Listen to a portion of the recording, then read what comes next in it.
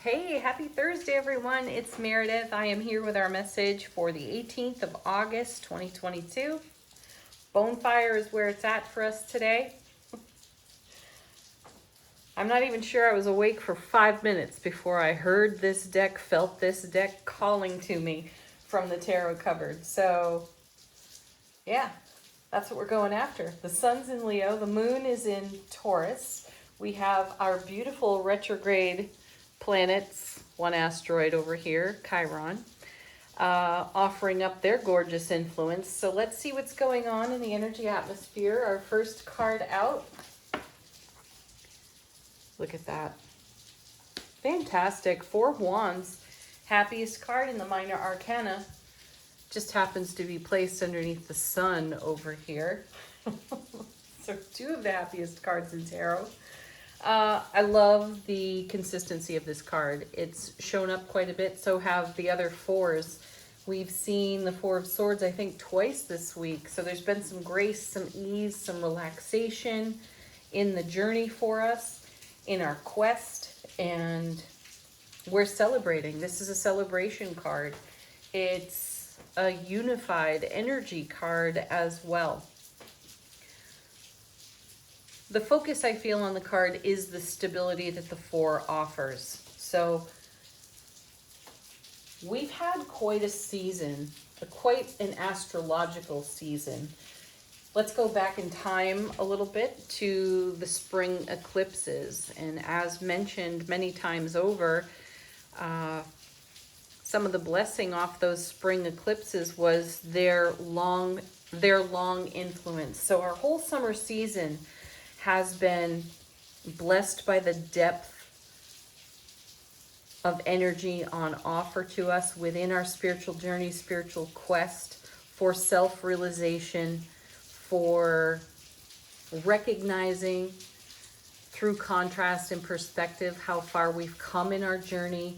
And consistently through the last several months, we've had messages about how we've overcome obstacles of the past and how the memory field has influenced the now. And we've been encouraged to take a look at how we invest our energy, how we speak over our lives, and are we using a language that's out of date for ourselves? What spell are we bringing to life with our words? And when we begin to recognize outdated language, we've been upgrading that. We've had a lot of readings about shifting frequency, changing frequency. So it's beautiful to see the Four of Wands, to see the other fours, because they indicate the stability within the energy environment for us to take a look at less than favorable energies of the past and how long an influence we're going to allow those to have. Isn't that fantastic? So we're far more keen to recognize our determination to invest in our quality of life for the now. We've taken on quite a King of Coins, King of Pentacles, Emperor type attitude toward our foundation, and we've taken action on our current quality of life. So I love seeing this Four of Wands here. I think it's a beautiful message, and this is one that feels, as I'm speaking on it, and we're doing a brief synopsis here of the last several weeks, months perhaps, I feel impassioned by this four, because it's like a heck yeah, keep going, don't stop now. And, you know, use this season and its beautiful alignments to the fullest, to get the most out of your experience now. Next. Yeah. There it is. There's the Nine of Swords. There's an opportunity to take a look at less than favorable energies, though, again, in a stable and happy environment with the sun shining over here next to the Leo card. I like this. So let's take a look at the artwork on this card for a moment and notice that this character is limiting their field of vision by looking through their hands. You know, there's no opportunity to see into the periphery here on this card, so do recognize that. It's wonderful though, because it has us focusing in on, targeting even, in our own hindsight and memory field, what is influencing the now, what we're just talking about on this Four of Wands, and in this unique atmosphere, astrological atmosphere that has quite an influence on us. It's wonderful. So we get to take a good focused look at where we do the what if game, where we've got vulture thoughts, and target those thoughts and just shoot them right out of the sky for ourselves. Bring them down to earth and work with the energies in a way that is an upgrade of love, bliss, joy, and happiness here. What comes with our 9? Look at that. Well, there's a sun sandwich. There's a happy sandwich right there. Excellent. We're actually seeing on this 9 of Swords with brilliant clarity how to upgrade energies that don't serve us. That's the stability that our 4s bring us. That's the happiness and the bliss that the 4s and the sun have the potential to bring into our field of focus. I really like that message. Let's see what's next. Empress. Perfect. Wow, that's such a good card for me personally. It sends such a great message because it's all about what we're nurturing. And I've had a great recognition in recent days of what I've been nurturing. So she's beautiful to see right here in the center of the reading. And she is here to remind every single one of us what we're nurturing. Again, how are we speaking over our life? What is the quality of life? What is your focus and determination for your love, bliss, joy, and happiness here in the 4, in the sun? The Empress is going to help us see that. Right there in her third eye, she's got the symbol of the world. She sees the whole world. She is the mother of tarot. And I feel her presence. There's a strong Venus energy with her too. And Venus is in Leo at this time. And Venus rules Taurus. I feel within her presence, she is having us take a grand view in the light of the sun with brilliant clarity at exactly what we're targeting here on the 9 of Swords. And the energy comes in with the loving energy of the Mother of Tarot. How would she nurture anything challenging at this time? Would she rise up like a warrior? Or would she passively, compassionately embrace what's before her? You decide what the energy requires of you at this time, but just put your brilliant focus on it, because ultimately, off here in the periphery is all this happiness that we want to take a look at what the 9 of Swords is focusing in on, because it may no longer have a place in how we contribute to our quality of life in the now. Just notice, take a grand view of your life, your sphere of influence, broadcast, ripple effect, however you want to word that, and see where there may be a pebble in your shoe and take action on it in a nurturing, compassionate way. Or run a sword right through it, like the Queen of Swords would do. Then we have Page of Wands. Oh gosh, look at that. And the Ace of Swords. Card witching, it's happening. Okay, so more brilliant clarity, everlasting strength, truth, integrity here. Page of Wands, we are full and ripe and ready with fresh perspective, fresh enthusiasm, ambition, motivation, drive, all of it in the suit of wands there in the page. So we may be finding ourselves in new territory because of what we have isolated on the 9 of Swords that requires an energetic upgrade. Whatever it is that needs unconditional love, kindness, and compassion through the Empress, or a more powerful warrior stance to be taken on that 9 of Swords energy, we're going for it. Whatever it requires, we've got it to give. And I feel that that's what the page is reminding us of too. And the raw enthusiasm that comes off the Page of Wands is the motivation for us to look so keenly through the 9 of Swords, because we have so much more on offer in front of us that we want to celebrate. Next two cards. The Devil. Second time this week we've seen it. Maybe the third. I'm not quite certain there. And King of Cups. Wow, great confirmation. See, there is an energy of emotional fulfillment here in the now, and it's represented by the King of Cups, and it's something that we are taking action upon. Look at the sun energy in the background of this card. Now, the Devil, like the Nine of Swords, is going to point out to us where we take energy too seriously.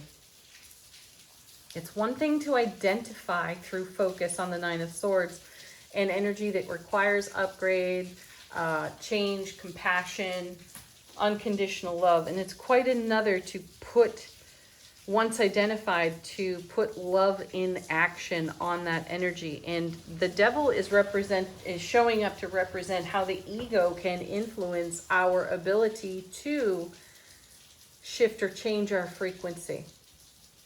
The Empress, though, is present in her nurturing, sometimes passive energy. And I don't mean passive as in, whatever.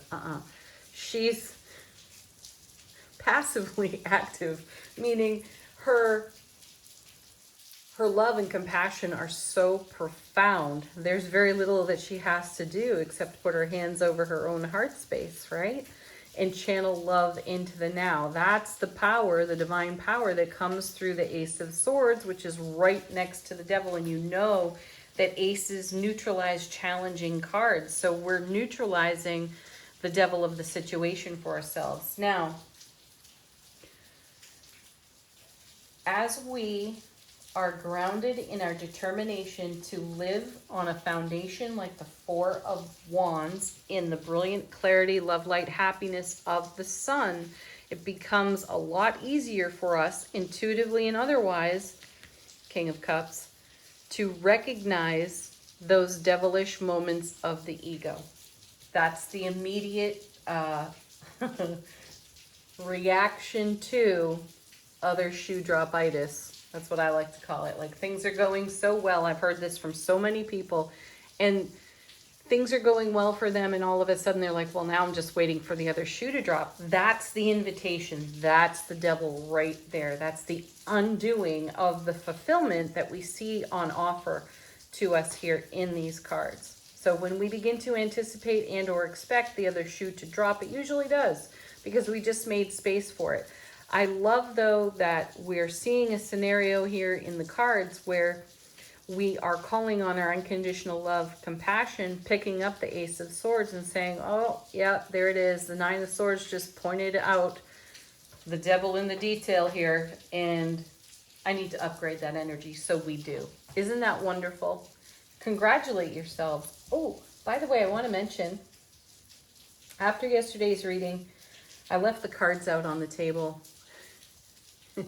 And they stayed there. I obviously cleaned them up before this reading. And while I was laying out our astrological influence cards, there was one left over from yesterday. It got mixed in with them, and it's the Chariot. So I do feel the Chariot's presence here as well. It can be a swift moving energy, though I feel the determination in this card and how it is present in this reading. We are determined without hesitation whatsoever to upgrade our frequency wherever we see it, the energy dipping, going into a lower vibe for ourselves. We're on it straight away. Let's see what's on the bottom of the deck. How is the universe supporting us today in this atmosphere? Beautiful. You know, we had the star yesterday, and in the star's message from yesterday's reading, I felt what is for us won't go past us on that card. I feel it again here with the Wheel of Fortune. I also, because she's blindfolded and we've got this somewhat limited field of vision over here on the Nine of Swords, the sun in the Four of Wands and the Empress are bringing through an energy and or an experience that we just don't see coming, though it's loaded with love, light, bliss, and happiness. So there's surprise and delight on offer to us in the divine delivery system of the Wheel of Fortune. Next, we have the Seven of Wands. Talk about determination. There it is. This is a card that represents our determination to bring heaven to earth on our exceptionally strong foundation in the Four of Wands, followed by the Queen of Cups. So now we have a matched pair. We have the King and the Queen of Cups. This all happens because we are listening to our inner knowledge and our intuitive voice. Next, we have the Three of Wands. Yeah, this is the quest. This is the journey. And I feel this Three of Wands is great confirmation to the Star from yesterday and the Wheel of Fortune today. We are absolutely committed to our joy and living our joy, expressing it, sharing it, thriving in it. Then we have Eight of Swords. Excellent card, like the 9 right there, setting ourselves free of a mental trap. I also sense the blindfold here on the 8, the blindfold here on the Wheel of Fortune.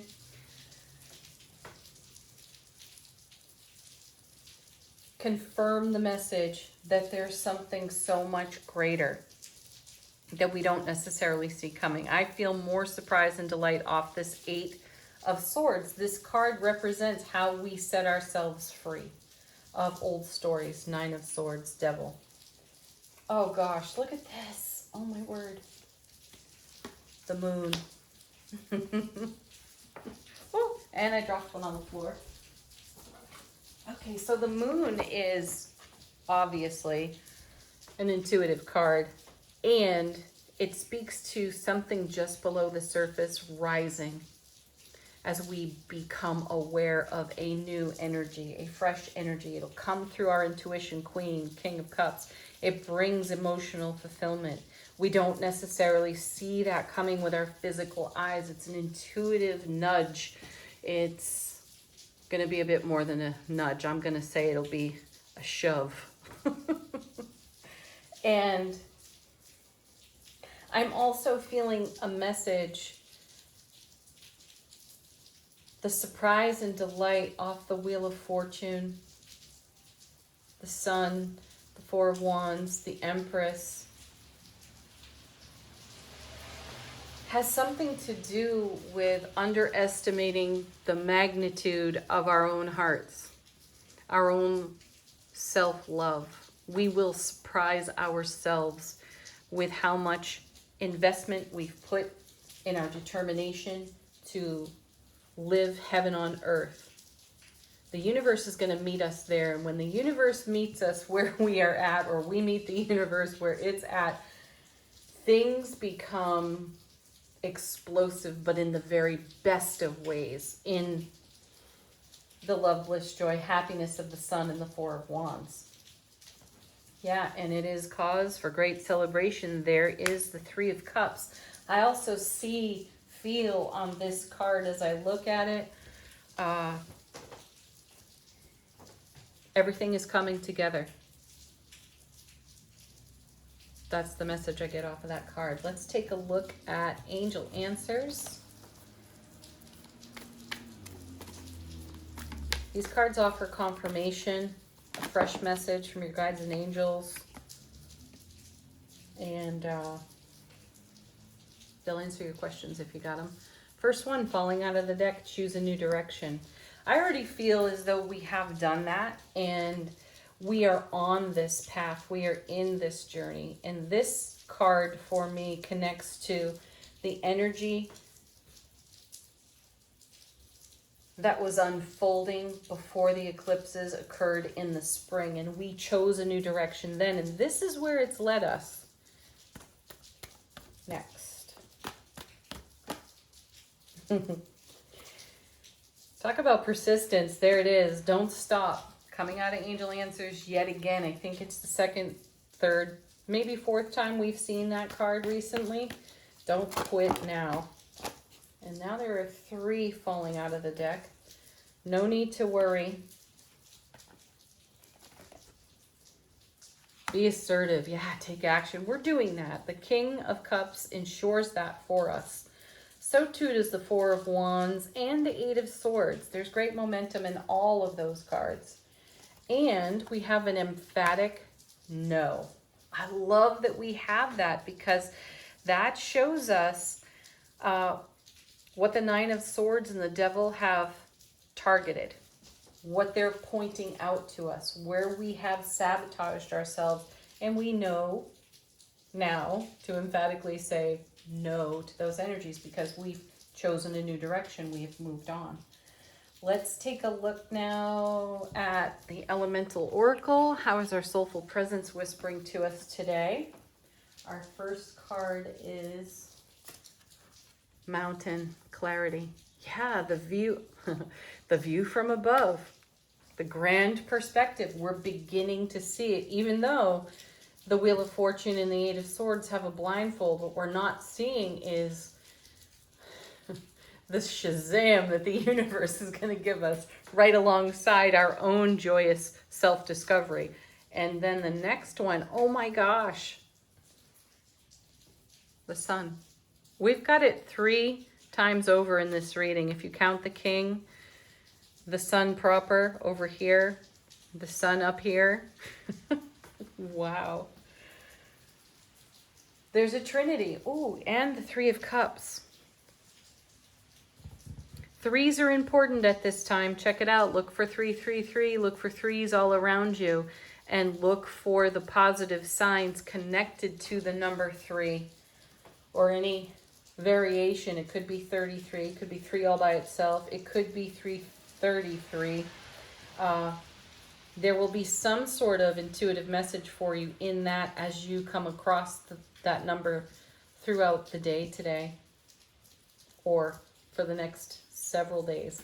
There it is, folks. Have a beautiful Thursday. Leave some comments. Let us know what's unfolding here. Peace, joy, happiness. Namaste.